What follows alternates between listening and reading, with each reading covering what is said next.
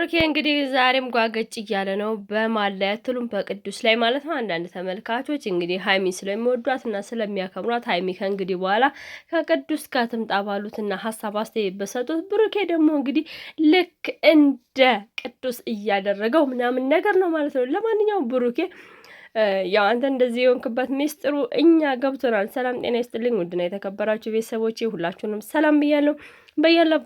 በያላችሁበት ሰላማችሁ ይብዛ። እንዴት አድርጋችኋል? ስራ ከኔ ጋር ሁሉ ሰላም ነው፣ እግዚአብሔር ይመስገን። እኔ እንግዲህ እግዚአብሔር የተመሰገነ ይሁን በሀገሬ ላይ ነኝ። የዛሬ ዓመት ልክ እንደ ሁላችሁም እንደናንተ እኔም በአረብ ሀገር ሆኜ ነበር የምሰራው። ዛሬ ደግሞ እግዚአብሔር ይመስገን በሀገሬ ላይ ሆኛለሁ። እናንተም ደግሞ እግዚአብሔር አምላክ ያግዛችሁና ጾሙን በሰላም አልቆ ደግሞ በሰላም ሀገራችሁ የምትገቡ በሀገራችሁ የምትኖሩ ያድርጋችሁ እያልኩኝ ጾሙ የሰላም የፍቅር የአንድነት ያድርግልን፣ ሀገራችን ኢትዮጵያንም ሰላም ያድርግልን። እንግዲህ ደስ የሚለው ነገር የአብይ ጾሙም የረመዳን ጾሙም እኩል ተጀምሯል።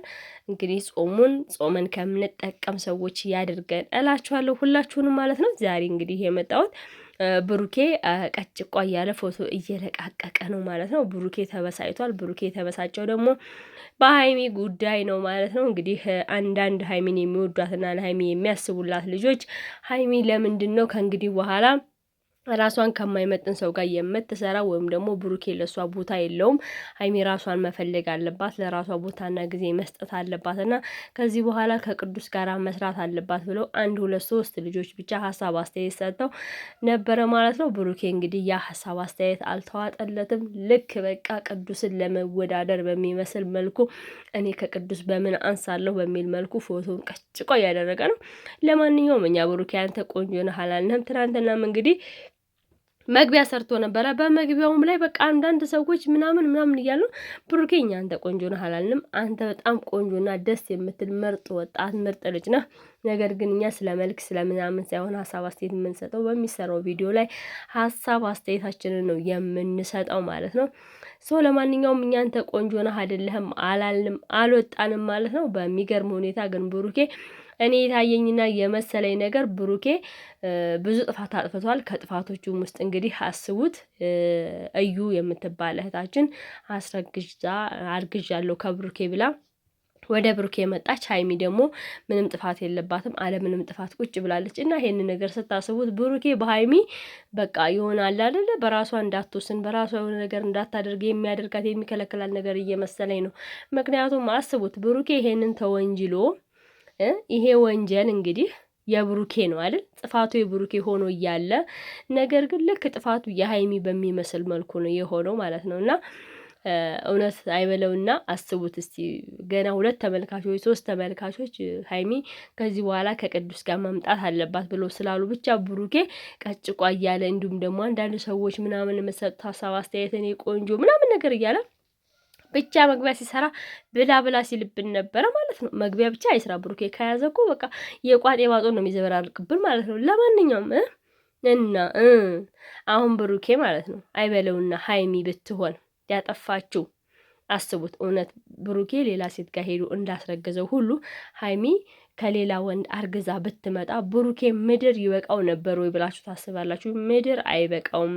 ምድር ቁና ይሁንልኝ ነው የሚለው። ስለዚህ ምንድን ነው ብሩኬ በሀይሚ ላይ የሆነውን ጥፋት ሁሉ ለመደፍደፍ በቃ ትፈልጋለህ። ያ ደግሞ አይሆንም።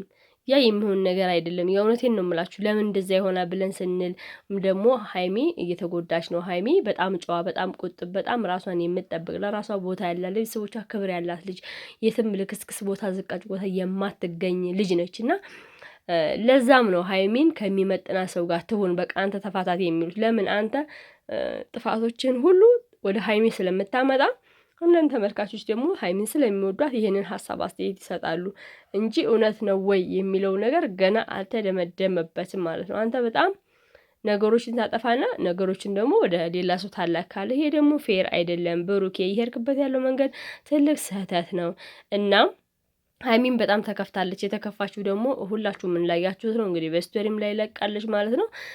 በጣም እየተከፋች ነው። መናገር አትፈልግም የውስጧን ብቻ የሆነ ለማን ልናገር የምትል ይመስላል የምታዩት ነገር በስቶሪ ላይ እንዳያችሁት ማለት ነው።